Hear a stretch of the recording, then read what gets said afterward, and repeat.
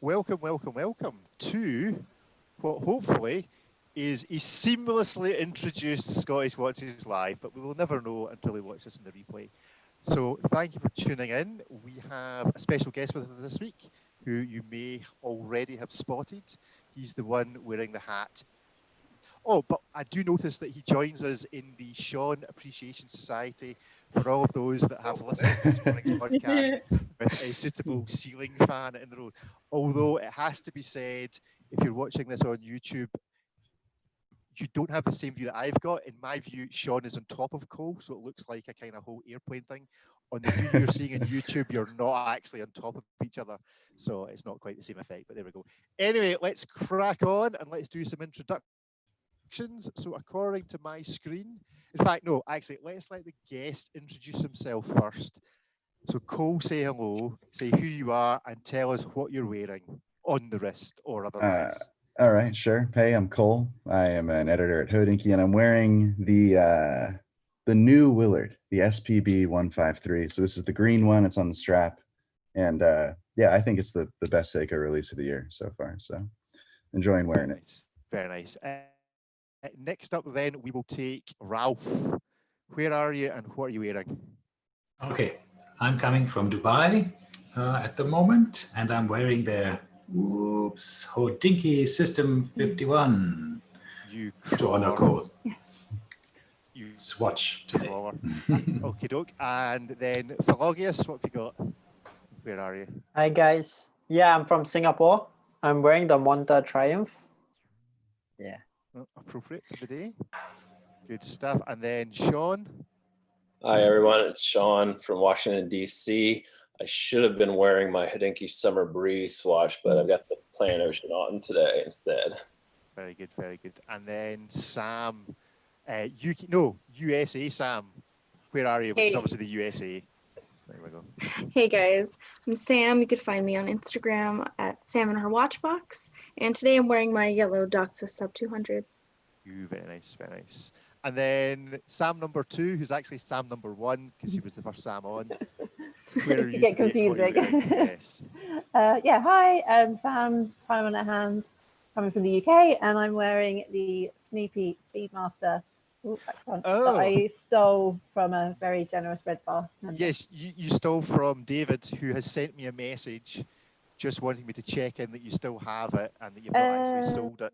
At the moment. So that's fine. I think I've got about another week or so with it. And then is that right? Very good, very good. And then Derek. I'm Derek in Brooklyn, New York, and I'm wearing the CWC Malore today. Very good. And finally, but obviously not least, Sophie. Hey guys, I'm Sophie Rindler, Instagram Sophie Rindler, and I'm wearing a Talker D-Day watch today. Very good. Good stuff. Now, I believe that some of you also have some other things with you in the room that you felt it was appropriate just to show Cole. We know that recently he has been having some PTSD episodes, so we only want to make this very brief. But if all your special items that you brought with you today, you could just show Cole. Cole will assess as to which he thinks is the best. So on the count of 3, 2, 1, Cole. Yeah, there we go. Wow. All brought some travel boxes. Actually, there's some of them are pretty decent. I don't think I'd pay $6,000 for any of them, I have to say. Although the wee robot that Derek, I love yours.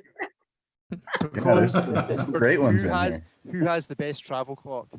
I think Derek's is fantastic. Honestly, everyone. Ralph's is sweet too. I like Sophie's. Elogius. Oh, and yeah, the Citizen Quartz Classic. I think everyone really is really brings the push the boat out. Right, we will now just, because he's running a bit late, we're going to let Gigi in the room, so we'll let him in the room.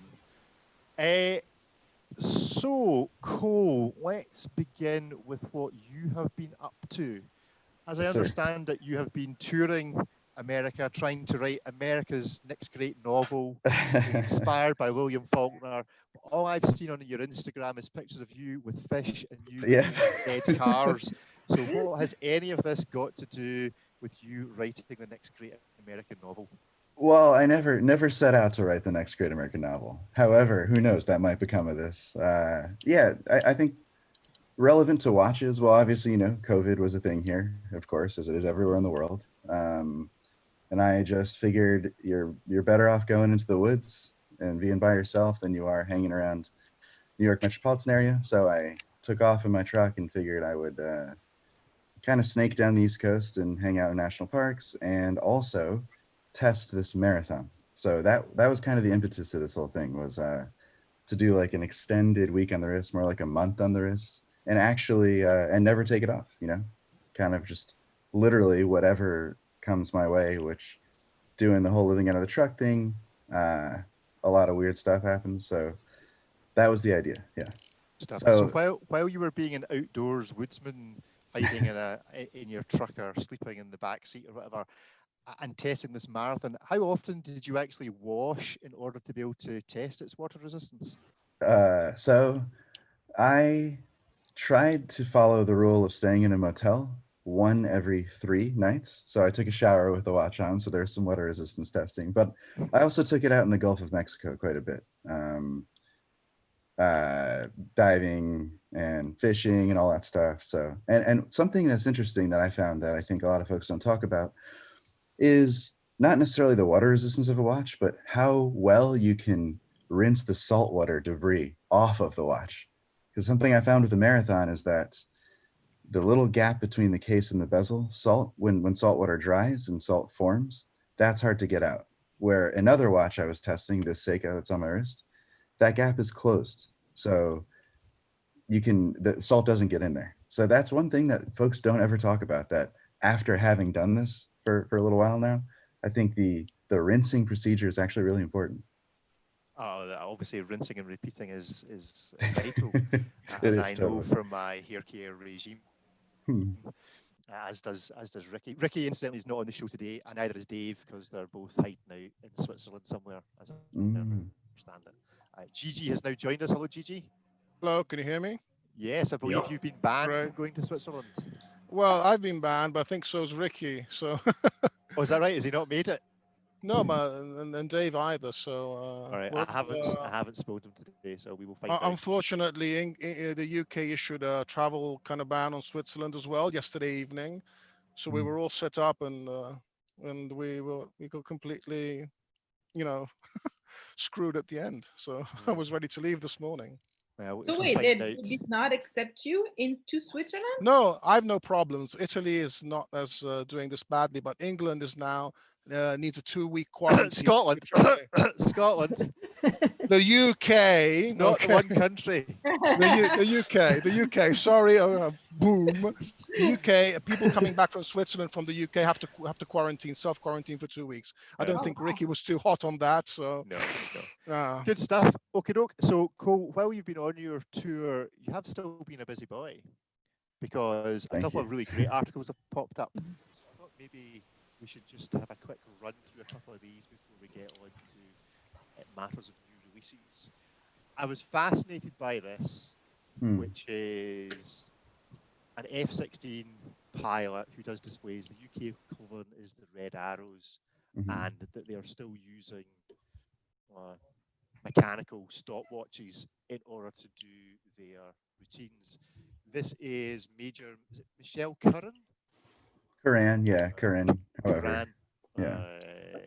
So tell us exactly what they use. Save us reading, because okay. The video show to make us read an article. Sure. What do they actually use it for? So basically, they use it for opposing passes. So there's 6 Thunderbirds total. 4 of them will fly in a diamond formation, and 2 of them will branch off. So those 2 pilots are called the opposing and lead solos, and they will actually cross each other, like in this picture. That's the knife edge pass. So in order to sync up so that they cross exactly at show center, so that the most amount of people can actually see them cross each other at that point, they use stopwatches at hack points, which are predetermined points around the area that when both of them branch off, they'll come around, hack here, and then it has to be 30 seconds until they pass. And they use this mechanical stopwatch for that. Yeah, and I think the interesting thing about this is, it's a stopwatch that can pull 9Gs. So as we know, like in any free sprung balanced assembly, so forth, that's kind of crazy to think that they're pulling 9Gs during these maneuvers, not during the solo passes when the stopwatch is activated. However, during the whole show, they're pulling 9Gs multiple times. And these stopwatches are mechanical and they make it through that, which is kind of crazy to think. And they're also standard issue. So it's not like there's a digital clock inside the F-16. It's actually a modification that the Thunderbirds make. So that's kind of crazy. And that was really the magic of this story, is in that there's this anachronistic stopwatch in this, crazy fighter jet, F-16. So that's very interesting. So I got on a Zoom with Major Coran, and I actually went last weekend to go see the performance that she talked about, which was in Ocean City, Maryland. And it was every bit as cool. I mean, I've seen them dozens of times growing up, but it was very cool to see the passes and know, okay, this is when they're hacking. This is when they're adjusting their speed so that they cross show center at the same time. And yeah, so that's that story. So go on then. How desperate were you for her just to go, Echo, one of these planes it's a two-seater, just pop in. The D, yeah, the F-16D. So obviously that would be a dream. That would be an absolute dream to fly in an F-16, but I think I'm pretty far off from that. But you never know. I mean, they do media flights and so forth. I doubt with COVID it's a huge thing, given the cockpit environment. However, if you're hooked up to oxygen, then what does it matter anyway, right? You have your own unique atmosphere right here. So we'll see. F-16 with fitted ventilator just in case of emergencies. Well, yeah, I mean, very, very cool story. Yeah. Very cool indeed. Anyone got any particular questions for Paul? Any other big airplane buffs in the chat or on the video? Any of you guys see? I think I read that the Blue Angels use this. Is that accurate? I wouldn't put it past them, to be honest. I thought they have R2D2. That's only in the Area 51 shows for R2. That would be cool. And then I've seen you review that I'm particularly interested in, mainly because of how expensive it is in relation to what you've obviously had hands on with this to try and tell us what you think of it in terms of a value proposition. Is this, which you've reviewed recently, this is Citizen Wave GPS. Now this titanium strap looks absolutely awesome. Yeah, it is. Did you get to play with this for a wee while? Yep. Yeah. So with this, you wear it either for a day, a few days at a time. This one, it is as awesome as it looks. I wouldn't think of it as a value proposition, only because it is sort of a halo watch in this range. It's kind of Citizen putting their best tech into something and using, this is all titanium. So the bracelet's titanium, the case is actually multiple pieces, so it comes together. As you can see here, if you look, this middle section, the case actually comes together like this, and titanium encapsulates the whole thing. And Citizen uses, so here's what I would love to write something longer on, but this wasn't quite the time. But this titanium will be used in the Hokuto R lunar lander. So the rover and the lander will use this titanium. So the story goes that a long time ago, not a long time ago, like 2007 or 8 or something like that, or maybe even a little more recently, I'm not sure exactly when, Google put out a bid, for folks to apply for money and backing in this lunar mission. And Citizen actually put down some money and helped out this project called Hokuto. And that was very, very much like, I don't know, SpaceX or something here, but in its infancy. So it's a Japanese research team called Hokuto that wanted to build this lander. Citizen backed them. Then obviously they do more and more research, so forth. And later, recently, Citizen actually gave them the technology behind their titanium, which is called super titanium. I mean, it's, super titanium, but yeah, very, very much so. But they actually gave that technology to this research group that they backed. So that's very cool, just to see how, the way I see it, watches are helping something far beyond, maybe much more important than just watches, right? So they developed the super titanium for this watch and other watches too. They have different levels of titanium. And now it's finding its way into a lunar rover, which is just kind of interesting. I think that's really the key with this watch. Wearing it, yeah, it's cool, but it's for a very niche audience, you know. And does it weigh absolutely nothing in comparison to its heft and its bulk? Yeah, I mean, it definitely, like any titanium watch, even though there are grades of titanium, of course, but this one specifically, since it has a titanium bracelet, you would think it would weigh a little bit more and so forth. It doesn't. It wears like, titanium almost wears weight-wise like ceramic. It's, you know, it disappears. Wow, this is And really it articulates really well. That's the cool thing about it. The bracelet really does articulate well. And I'm not really, you know, traditionally a like Garmin, G-Shock, Citizens, and like the Seiko Arnie. I can't even like really get into those personally, naturally. They're cool from a ideological standpoint to me, but this watch, I felt like, knowing that you have something that has a link to the lunar rover, I think that is super compelling to me. Yeah. What is the Just price cute. of it? I think it's $5,000, which, yeah, that's a lot. But then again, I mean, watches across the board, I don't know if you guys have noticed, but watches across the board are getting kind of expensive, you know? Yeah, it's Yes. Yes, it's not getting any Even cheaper. G-Shocks are getting prohibitively expensive now Yeah. too. So, like, $70,000. I mean, come on. oh, Has geez. anybody tried one of the Mr. G's that are the kind of $3,000-$4,000 types? Anyway, I've never even seen one. Can you get them in What do you get? boutiques? I'm not sure you can even get them in boutiques. All right, just very rare things coming. I mean, I'm not even sure that Dave's got one. Although it You must should have. be. Exactly. So, and then finally, just on the Cole Roadshow, this has actually just come out today, so I don't know a great deal about it other than it looks pretty special. And this is a Swatch Etienne Roma Synergy. Not quite sure what the Synergy refers to by Kari Voutilainen.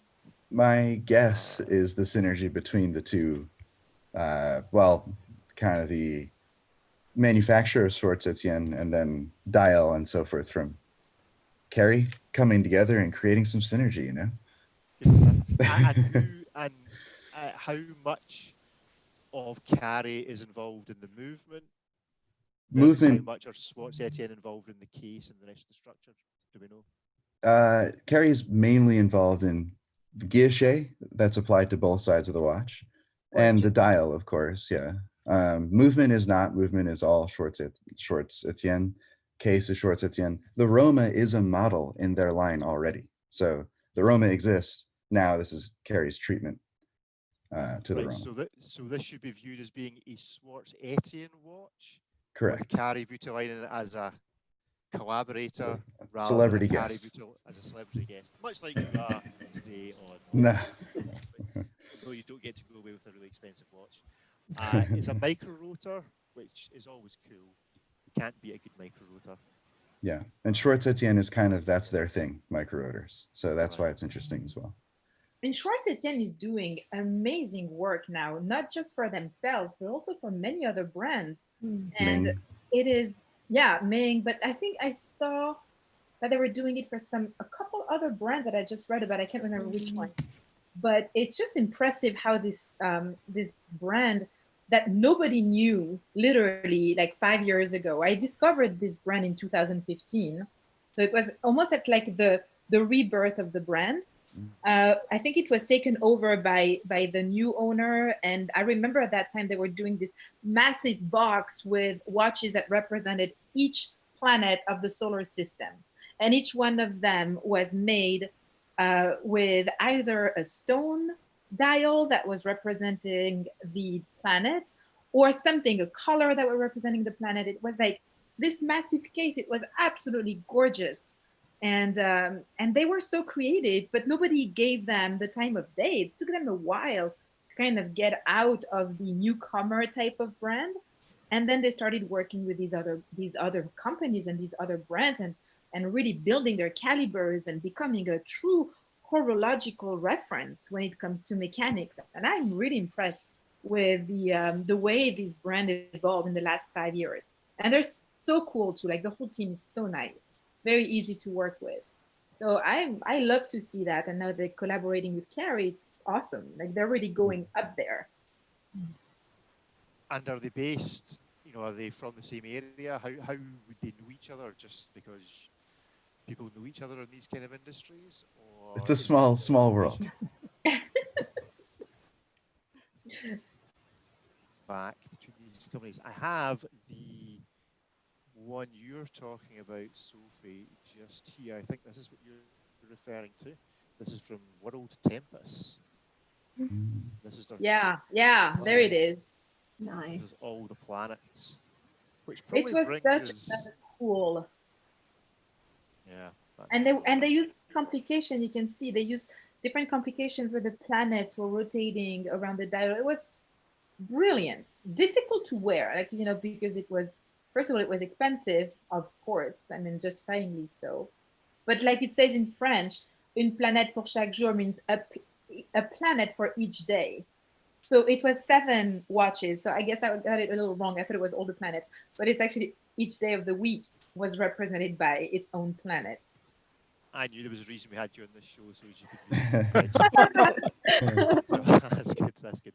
Well, you know, it's so daring, though. Imagine a brand that nobody knows that goes into the production and the development of something like this. This is just, you know, it's daring. It's bold. I thought these people were either going to crash under the weight of the financial burden, but they got lucky that they had either an investor or one of the owners of the brand has money and managed to actually pump it into the development, and they succeeded. And I think it's a very it's a great accomplishment, and it's a brand that we should reach out to and have them on a podcast. Just okay. Well, you can be in charge. You're not officially the booking agent. Away you go. This is actually a better shot of them from Watchinista, of the watches. And there's a story, or this is the original story from Watchinista on Swatchetti and legend rising from the ashes. So there you go. So talking about things rising from the ashes, and now we'll move on to a bit more general chat. This is from Fratello. Let's see if we can get rid of all their pop downs. I was never a Street Fighter. I was a, what was the other game called? Mortal Kombat. Mortal Kombat. I was more a Mortal Kombat type. Street Fighter was like the Betamax versus VHS. But these are pretty cool looking. And this is that. So Seiko 5 seems to be becoming the platform for Seiko, rather than letting the modding community doing stuff. They're just doing it themselves. So who has an opinion on this little lot? I think they're great, actually. I love the JoJo series they made just for Japan. And actually, was surprised to see them do something for the globally, because usually that stuff is like Japan only. So I think they're, I'm not sure if they're onto something. I don't know how much they're going to sell around the world. You know, how many Street Fighter nerds are there? Like under 20. I don't know. I don't know. I mean, at my age, maybe, okay, but and they're actually, well, they're cheap for us, maybe, because you're thinking, okay, what is it, like 300, 400, 500, you know, dollars? That's not a big amount to spend. But for somebody who's like, you know, into video games and maybe young and may not have a lot of money, that may be, what, $500 for a watch? No way.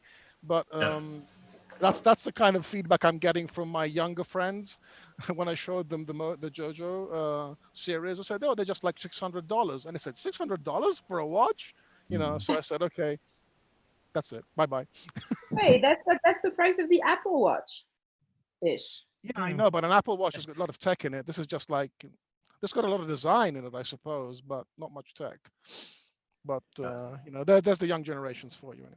But convince a teenager, instead of buying the PlayStation 5, buy a Seiko 5. Yeah, exactly. That's not happening. Like, no way. I think these are probably like much more for older folks with nostalgia than for modern video game. Could be kids. So are any of you feeling nostalgic enough to want to buy one of these? I didn't even know Street Fighters. Never heard of that. I guess we didn't have it in time, so it's like totally meaningless. I had you down as being a video gamer, Sophie. I thought that would be your youth. Having spent video gaming and stealing watches off of people at school. Can't do it all. But, I had to choose my battles. I'm waiting for this Soul Calibur special editions. That was my thing on the Dreamcast. I don't know if they do a Sonic the Hedgehog one, but I'm old. That was my generation. But there we go. So they are pretty cool. I mean, they did that Brian May one recently. Did anybody? I know a couple of folk bought that special edition. Seiko 5. I don't know if anybody else was tempted. I was certainly tempted very briefly. But there we go. So that's the Seiko 5s for you.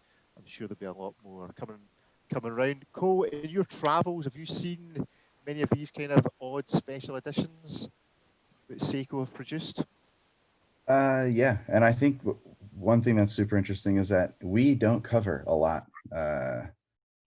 Since it's in another language and so forth, all the JDM stuff I've seen, Thailand has a ton of editions that never make it out. And, all of, Washingista, Hodinkee, no one covers these things. So they're definitely out there. There's some weird stuff out there. Seiko also makes things for events in Japan.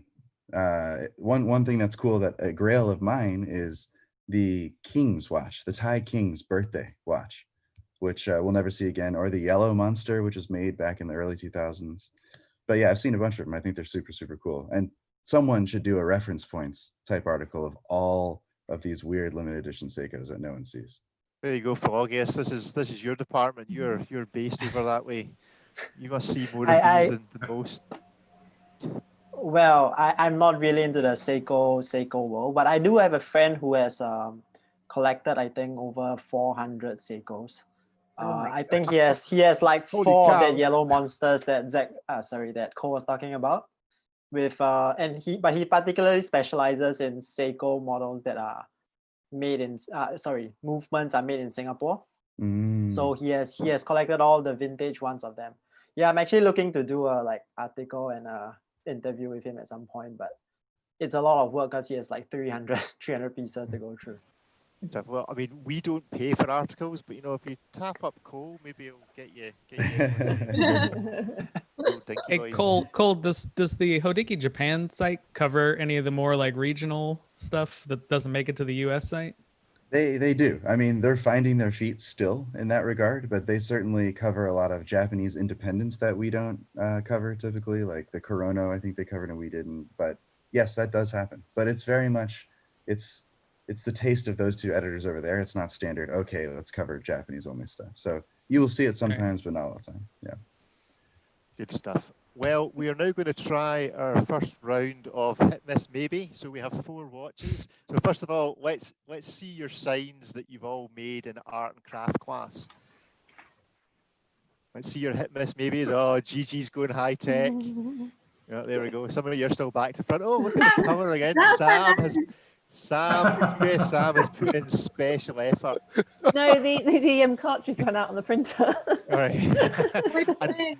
And because Sophie left it to the last minute, I'm not going to tell her how to change her settings on her laptop so that it reverses the image. No, it's wrong, Sophie. It's back, but we're not going to tell you how to fix that. So, anyway, first up this week then is to be this. And yes, I did say that this was from Nodus on this morning's podcast at least 3 times before I eventually corrected, because it's the Noble, so it should be the Nodus Noble, not the Monta. It should be the Monta something beginning with M. But there we go. So this is the Monta Noble. Somebody asked whether it should be the Nobel, but it's not. It's the Noble. I assume Nobel would be a copyright infringement of some description from the dear people in either Norway or Sweden. But there we go. So Monta, there are some Montas in the room. Who said that they were wearing a Monta? Lolligus. Yeah, it's mine. There we go. So you're the expert. So take us away, Floggius. What do you think of this? I think it's something that the fans of the brand have been asking for a while, because they really specialize in sports models that are more dressy, more elegant. the thickness are generally all under 10 for the Triumph, and even the divers are, I think, around 11.5, if I'm not wrong. So I think people have been calling for a dress watch from them, and this is as close as they've come with one. I think a lot of people like the opaline dial on the Atlas, which is probably why they did one in this. But I think the blue one is something that is really different from the brand in terms of dial design, and it's very interesting. I like the way they played with the space. So the design language is very consistent with their more sporty models, but with the polished bezel and then the completely applied markers on the dial, it makes the whole thing a bit more elegant, a bit more classy. And it also justifies, I think, the price increase that they are looking to bring in sometime soon, because of all these little touches and little changes to the whole design. The one thing I was quite interested to notice was the fact that they are now using the calibers, their own Monta name calibers. I think you guys talked about it on the podcast as well. Previously, they were very open about the Solita 300 being used on the website. So it's just an interesting thing that has changed with this model.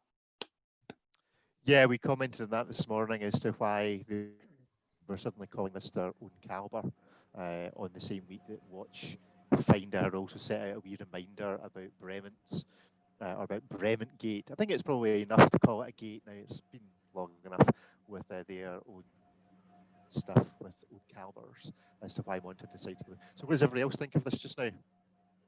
Yeah, Impressed? I like it. I think it's a great. We're not taking votes yet. You're all peaked too soon. You're peaking It's a too hit. soon. You think it's right? Okay, we'll let you vote. You're ruining this. It was going to be a big review. We're going to get everybody. We don't know the rules. Don't know the rules. Come on, Rick, it's the Follow first rules. time. Follow the rules. So, right, okay. My comments on this were, and I think Ricky had actually observed it, was this gap. The gap that seems to be showing on the bracelet as to whether it is actually a gap or it just happens to be the way that it naturally sits and that it's okay. I'm not sure that's a cute. Is it a gap or is it a Polished, polish? no? It's polished. It looks like Polished. just like a polished reflection. Do we think? Well, obviously, I Ricky think knows that's a nothing. bevel. That's a Rick, it's a bevel. It's bevel, like the that's Grand. fine. It's like a Grand Seiko case. polished They bevel, have yeah. that little. Yeah, it's similar to a Grand Seiko I have. Yeah, polished. Bevels inside. Yeah.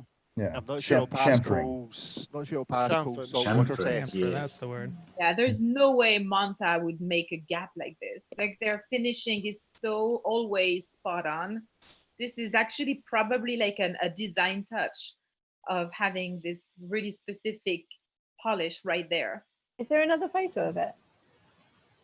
There are You can points. see Let's the- see if there's any. And I think this Yeah, it looks like chamfering more there, colours. the chamfering there might look really nice when you wear it on a strap, Mhm. right? Gives some nice Yeah. reflection there. And the only thing I I- wasn't entirely convinced about was the crown. Oh, I like that. The crown's a Just bit thought- funny. Yeah. The crown was a bit odd. Looks like a shaving brush. What's this? Uh, What's the size? That's exactly what they were what's- going for. Exactly. It's 38 and a half, I believe. 38.5. 30 and now. That's. I believe Ricky edited out this morning a further comment that we had a chat about what else would compete with this, and one of them ones was the Christopher Ward C65 as being a sort of slight equivalent for comparison purposes, whether we agree with that or not. So way we're going to do this properly now is you're all, so the good people at home are watching the Monta, you all hold up your signs at the same time, and then I do a reveal. You see? Okay. So hold up your signs, Okay. and then when I see you've all held them up, right, okay. So here we go, and then I reveal 1, 2, 3. It is a hit, It's I a- think. Yes, Yeah. it counts as Sophie, it's hit. a. It's a 10. There we go. That's a hit for Monta. I'm sure they'll sell absolutely stacks of these. It's a Yeah, lovely somebody looking better watch. tell Monta. There's no doubt. But yeah, let Monta know they've got a hit in hand. Then we have next up, on a slightly different plane of existence, this from Greubel Forsey, the Balancier S. I mean, Does this look like a Greubel Forsey? Be my first question. It's a very weird looking watch. Yeah. I love It it. really, yeah, it really plays with like your eye when you just look at it straight on. Yeah, that one. Yeah, it makes you really look like what is this? I can't think of any other watches that have that kind of, that angle dipping down like that. French architecture. Mm. Yeah, it's like a Salvador Dali watch. Yeah. Drunk. A drunk Plays with your Salvador brain. Right. It's got hidden depths like Ricky pretends he's got. I mean, I don't know. On the one hand, how can you not like it because of all the tech that's involved? It is a spectacular looking watch. There's no, I mean, look at that. There's no doubt that that's something very special. And it's got the word perfection written on it right there. There we go. So there you go then. There you go. Maybe mark them down for boasting and being full of themselves. That's cool. What's the case thickness on it? Since they had to like do that angle in it, do you know? Ooh, variable. Sure. I think it's about 15 if I'm not wrong.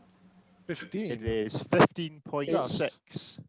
So 43. So it varies from 13.75 to 15.6.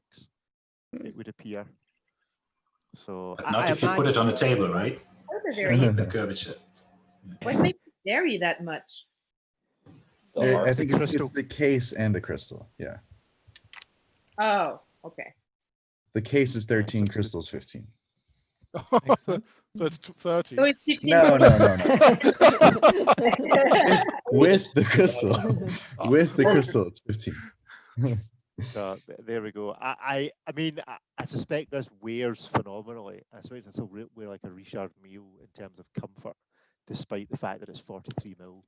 So there we have it. That is something a bit special. What's the price on it? Just to make us there laugh. you go. Can we just laugh a little? 195,000. All right, you know what? For a Greubel, That's not cheap. bad. That's cheap. But that's cheap for a Greubel Greubel, it Forsey. is. Seriously. Yeah.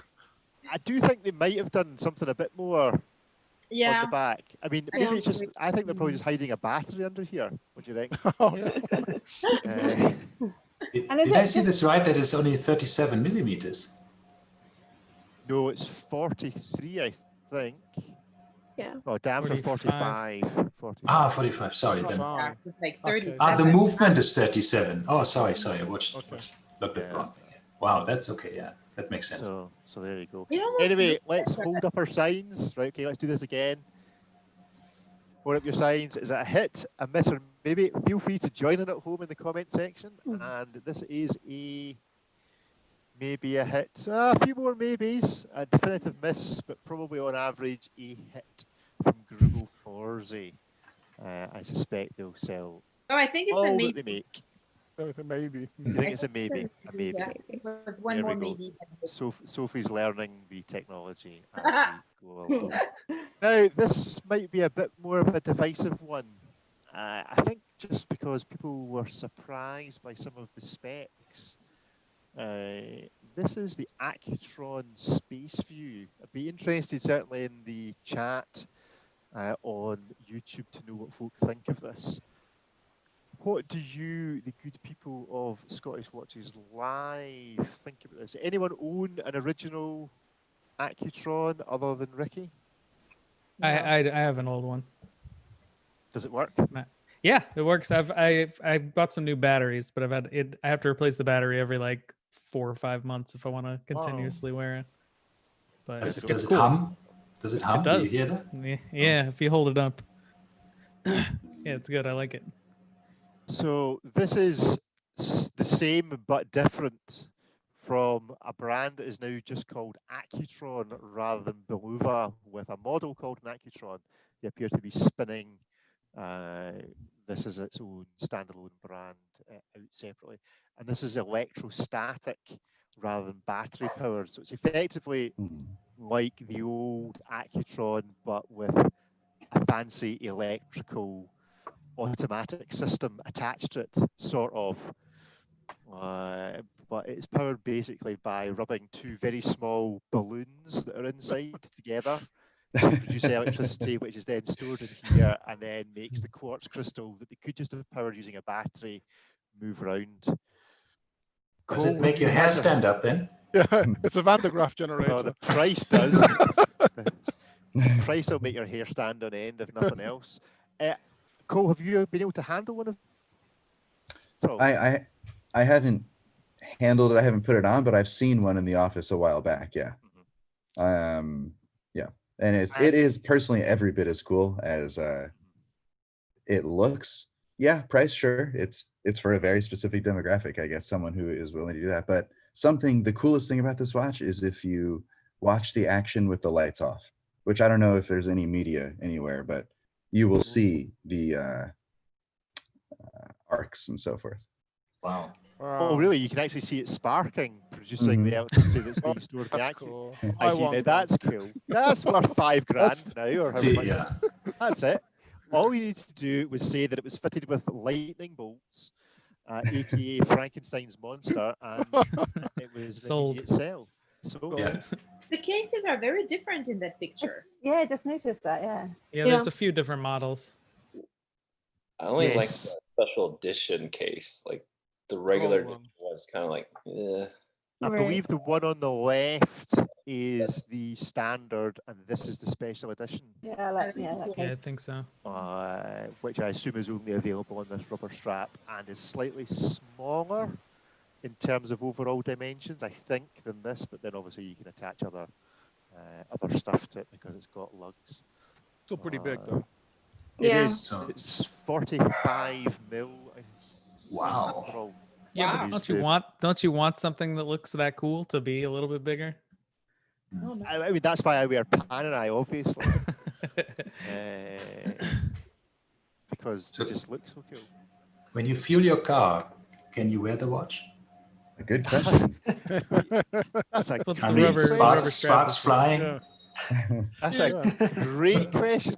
I think that deserves a Scottish Watches Hodinkee collaboration. I will provide the car and the watch, and James Stacey can fill it with fuel, and I'll step back 20 or 30 meters and we'll see what happens.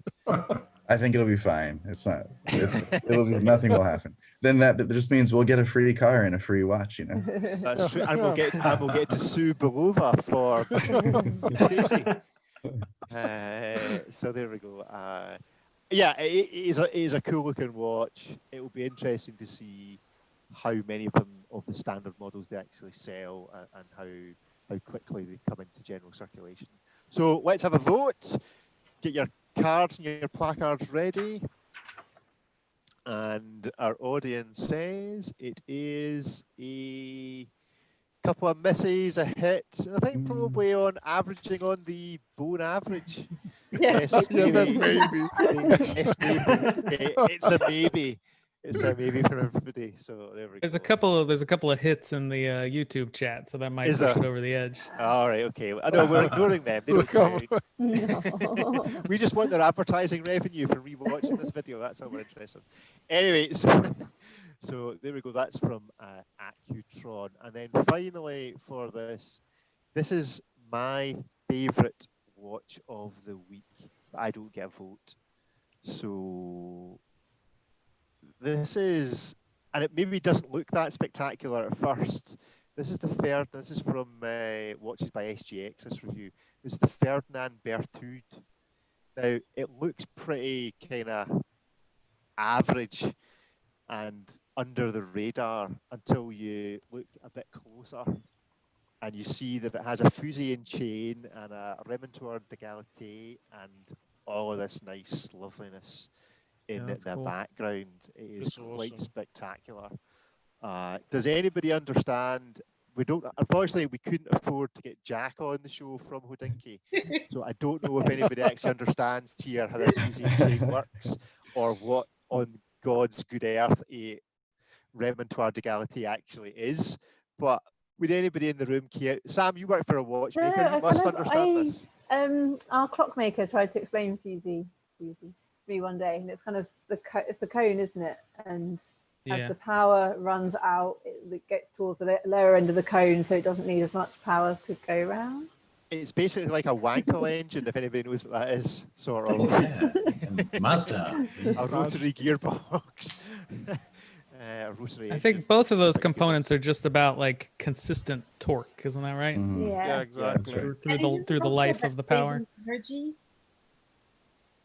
right? With the consistent torque, I Yeah. think it also has the purpose of saving energy, so you can have a longer power reserve. Unless I'm Plus it- mistaken, but that's what I think. Even the remontoir d'égalité Okay. does that. Something that FP Jean plays about with as well. He has I Yeah. think more than one remontoir in his, and I think it's to do with because the spring is inefficient because it has a much stronger force at the beginning and a much weaker force at the end. So a Right. watch will be more precise, and it's energy that you throw away at the beginning that you would need at the end. So there must be some kind of gearing inside, and what comes to mind is one of those variable transmissions you have in automobiles where one of the spindles become larger and one becomes smaller, so the force is equal, basically. Yeah. It's something like that. There's a conical, what you were saying, Sam, there's a sort of cone in there somewhere. A very small one, I suppose, because it's a watch.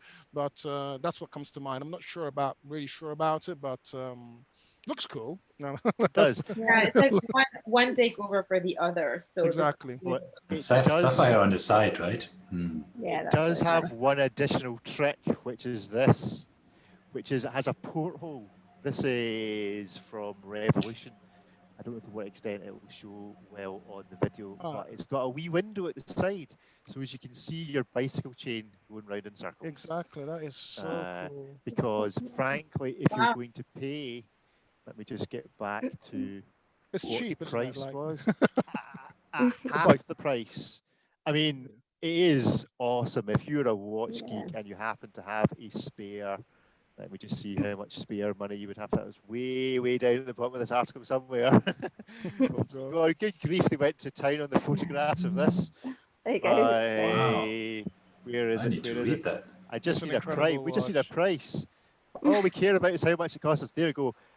210,000 Swiss francs, and handily for Philogius, they've converted it into 307,000 Singapore dollars for you, Philo.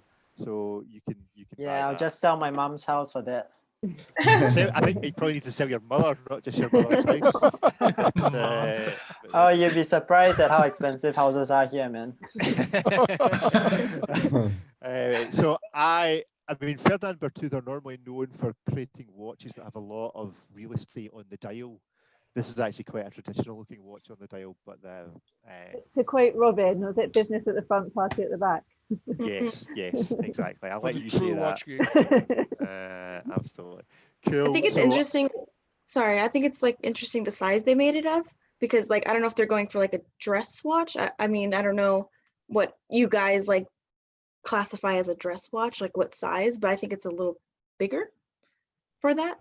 Yeah, it's 44 mil, so it ain't wee. So this or the Accutron, maybe double wrist would be the solution. It's like a wearable maritime chronometer. Yeah, that's what I was. I mean, it's what it's based on. Yeah. They used to make really big wristwatches, and it had that design that was very, like you said, the marine chronometer. It was just very bulky. I didn't like the brand when it came out and at the beginning, because I just didn't like their design. I loved what was inside, and I loved the story and the reason why it came back to modern time. I think it's brilliant.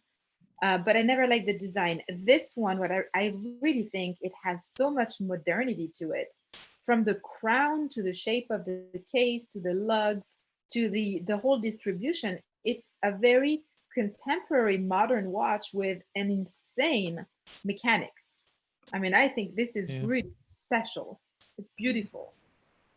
It's also enamel, like a multi-layer enamel dial, which I'm sure looks pretty cool in real life. Yes, this is unusual in that it's an enamel dial, but it has 2 levels to it, if not more than 2. I don't know if there's a close-up shot of the dial, but having Go been to, through like, all 60 pictures again. Yeah, having Get one. Anne Cool, Ordain's cool. place in Glasgow and seeing the carnage that ensues of trying to make a single enamel dial, that's quite special. You can see it stepped down. And it's so just there. interesting to have such simplicity on the dial, and then you turn it and it's like, what the hell? Like, how can you have such simplicity on the dial and yet you turn the watch and it's like this massive, complicated movement. It's incredible, and it's very legible too. Yeah, it's got no loom though. It looks like the back of the second hand line up with the minute hand. Oh yeah. Yeah, this little Ah, dot there. quite nice. It's cool. Yeah, good touch. And a personal bugbear of mine, which it has managed not to do, is it does actually use 4 for Roman numerals and not IV. Oh. Winner. So let's have a quick vote on this final watch of today's Hit, Miss, and Maybe. Get your cards ready. And we will see now. It is it a global hit? Oh, it's a maybe. It's because he's worried about selling his mother's house. Right. So it's a hit from everyone except Phil August, who doesn't want to have to live in the street. So Price of 2,911. So that's good stuff. So other things happening this week that are worthy of a chat is, I think this is hot off the press today. Others may know about it in advance, but certainly this was always on the cards. This is in Watch Pro that eBay are now saying that they'll authenticate in the States every watch sold over $2,000. good luck. What How do are we they think gonna do that? that will do? Yeah. That's pretty crazy. I read the article. So the way that they're planning to have it work is once you buy a watch from somebody, then it gets shipped to eBay's like third-party verification facility. Then they do their verification. They give you a special tag, and then they 2-day ship it onto you, and allegedly with no additional charge. Right. So That's the way fishy. it's gonna work is that eBay is now taking responsibility for the authenticity of the products, because there's been so many issues with eBay with counterfeit and fake that they have decided to bring in an entirely new team. In fact, there is a new CEO of the company. They brought in a new person to head the whole luxury watches and jewelry department, and they are subcontracting one company for now, but probably a second one to handle all the authenticity. eBay will pay for this. It's going to be part of probably a deal they have with the vendors.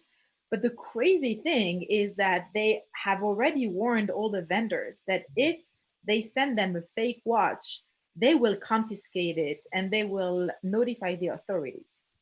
So what's going to happen is that all those seikos are going to kind of think twice about sending alleged fake watches to their buyers, because now it's going to go through eBay, that is going to go through an entire verification process, and eBay is now responsible. So they're not going to want to miss on that one. So can I use eBay to buy the Bonham Seiko that I want? Yeah. So on that note though, Sophie, so obviously throughout history, there have been thousands of watch manufacturers, each requiring individual tools specific to that brand. Additionally, when you take the case back off some of those gaskets are going to disintegrate or they'll be gook. So are they going to replace those the gaskets now? Yeah, Like, so how does what's that going to happen? So what's going to happen is that they're going to have authentication processes that are going to be different from the vintage watches to the modern watches. And they're going to have some vintage experts that are going to be part of their team. Also, they're going to be outsourced. And they're going to hire some watchmakers that do have access to some of those parts. So whenever the watch is going to be opened, the choice is going to be given to either the buyer or to eBay. Do you want us to restore the watch? Because that can be for done. free. Oh, okay. That's going to be eBay's responsibility, right? eBay is going to be responsible for this. But they're going to have the option by the watchmaker. Okay, this watch you're sending me, if I touch it, like you said, it will disintegrate. Do you want me to move forward and restore it? Or do you want me to just authenticate it based on what I can see without really going too much into it. And eBay is going to really have that conversation with those service centers. And I know who they're hiring. So because I've been kind of part of that process a little bit since the new guy. Like it. Yeah. Because the guy that took over the department was the CEO of TrueFacet. So he was the founder of TrueFacet. And after TrueFacet, he went into something else and then moved on to eBay to manage the department. So I was kind of helping a little bit to source the right people. Yes. And so I know how it's going to work. Cool. But as long as there's no Australians called Chris working for them, then So how long is it going to take if you? Oh, sorry, please go ahead. Oh, it's okay. Oh, I think it's a good idea, especially in the age of COVID, since a lot of people, there's still people that, like in the US, that can't leave their house and still want to watch. I mean, I bought my tutor in the midst of quarantine and obviously couldn't leave my house, and I had to really do my research of like where I should get it. I don't want to get, like, this was one of my favorite watches that I've really wanted for a long time, but I just didn't want to get a fake. So this is a really good way of making sure that you're getting what you want. Yeah, I mean, if they can pull it off in a way that a lot of money into this new concept. Yeah. So the funding is there. I said eBay is investing a lot of money in order to make this happen. So we don't have that situation that, like you're mentioning, Sam, because I'm not buying from eBay. I would not buy from eBay as it is today, unless I know the vendor personally, and then I would just go directly through him. But I would just not trust eBay at this point. Now no one thinks that this will ruin the magic. Like, I go to eBay to find the cool stuff that people A, think are fake because they don't want to take a risk, or B, because the pictures are blurry. Like, will this ruin the magic of eBay? I think it may. But that magic still exists for everything under $2,000. Yeah. Oh yeah, which is true. Yes. So as long as you're cheap, you can still get ripped off. Yeah, so I can sell them the watch to myself, right? Oh yeah, get it. And then I got it certified, so I know if my Panerai is real. Yes, we'll deal. There is some Panerai chat to be had. There's hopefully an entire podcast episode where we'll be getting. We have some guests coming on that will hopefully be able to speak into what's been happening at Panerai and on their Instagram channel and other places in the last few days where they appear to make Panerais. Rick, we're losing you. We lost your Rick. I didn't hear you. You faded out. Okay. We lost the boss. I'm disappearing. My internet connection. You're back. You're back. I'm back. I'm getting a warning saying I am unstable. So. Oh, we knew that. Nothing new that to doesn't sound anybody, nice. I suspect. That's something new. So we will leave it. We'll begin to draw to a close. I did get a message from, and as far as I'm aware, this auction is still happening, but it's on short notice. And this is a Zenith private collection. So from bukauskis.com, I was sent this.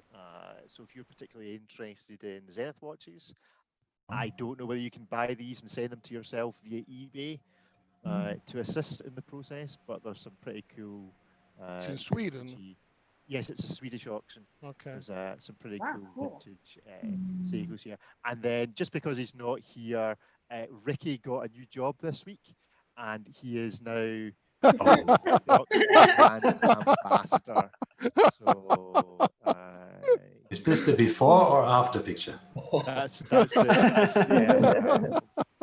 let him be the judge of that. Anyway, thank you all very much. Anybody got anything they particularly want to leave us with, a thought for the week, or anything they're particularly looking forward to? Hands up. Nope. Cole, what have you got coming up in the next week? Any particular articles to look out for or projects you're working on? Me, you said? Yes. Yeah, a few. The Seiko finally. So the same treatment as the Marathon. The idea with the Seiko is in America, we're so hung up on the Willard, and that's kind of a myopic approach. I think it's better to look at this watch in terms of what it's done in terms of the Antarctic expedition.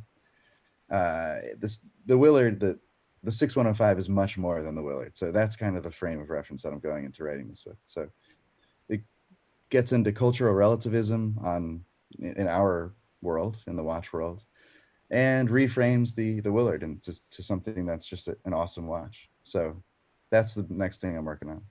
Good. And anybody else got anything exciting happening? I have this guy came from eBay. Yeah. It's a 40-year-old watch that my dad used to wear. It's a Dugena, a digital watch from Germany. And it had a super cool feature, and it took me 3 years to find one on eBay. You can tell it after 1 month of how many seconds it went fast or slow, and then it will adjust. Right, it tells it itself, or you have to tell it? No, you have to tell it how fast it went after 1 month of wearing it, how many seconds fast it was, and then it will adjust the next month then automatically to that. Oh, right, okay. So, as opposed to just that at the end of each month you adjust your watch, it then doesn't run as fast the next month. Right, okay. No, you just set it again every month. Oh, so it's not understanding. I can do that in my watch. Oh, right, okay, I understand. Yeah, so my dad wore this watch, and I remember it being so big, and it's so tiny. Childhood memories, they're always different. Yeah, absolutely. And finally, anybody else got something they want to tell us for the week ahead? Or are we all good to go? Nope, everybody's quiet, so that's good. We're all quiet for the week. Thank you all very much for joining us, both you all in person, so to speak, and everybody in the chat. That was much appreciated. We will see everybody again next week. So as we say on the show, so we say here, it's goodbye from me, and I also have to say the other bit, and it's goodbye from them. Goodbye. Bye.